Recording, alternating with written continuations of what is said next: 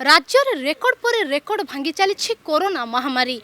देवगढ़ और नुआगढ़ को छाड़देले 30टा जिला मध्य 28टी जिले में आज गोटे दिन में प्रथम थर पर 1078 जन नुआक कोरोना आक्रांत चिन्हट होती। एपटे राज्य में 108 जन कोरोना आक्रांत मृत्युवरण तेबे ये प्रश्न उठुची ओडिशा रे वर्तमान जो भली भाव में कोरोना आक्रांत संख्या दिन को दिन बढ़िबारे लागिछि यह गोष्ठी संक्रमण आड़ को निर्देश करूना तो एमितिरे भारत में गोष्ठी संक्रमण आरंभ कर हो जाइछि। तेबे ओडिशा रे नहीं ए गोष्ठी संक्रमण किभली भाव में यार रहुछि त याकु नहीं चिंतार अछंती समग्र ओडिशावासी। आसंतु देखिबा कोरोना को नहीं आमर एही रिपोर्ट।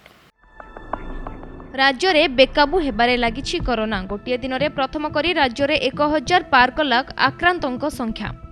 कोरोना आक्रांतों संख्या देश में द्रुत गति में वृद्धि पाउथिबा हेतु संख्या कमिबार ना धरुना एही महामारी। निया भली क्षिप्र गति में यह निजर काया विस्तार करि चलिछि। प्रथमे क्वारंटाइन रु चिन्हट हेउथिले आक्रांत आउ एबे स्थानीय अंचलरू आज राज्य में 28 जिलूर 1078 नुआ आक्रांत चिन्हट होइछंती।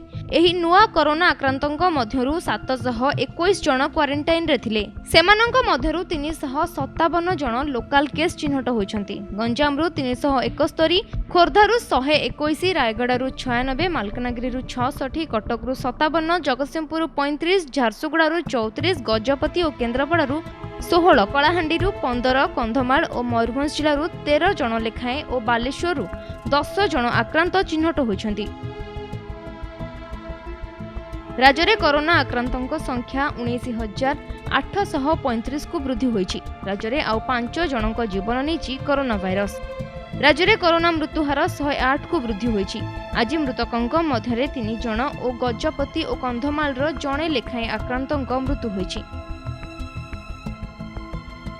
राज्य में मोट आक्रांतों संख्या 19,835 रे पहुंचीथिबा बेले राज्य में एबे एक्टिव मामला 6,387 जन रहिछंती। गत 24 घंटा मध्य सुस्थ होइछंती 400 जन। चिकित्सा परे मोट 13,309 जन सुस्थ होइछंती।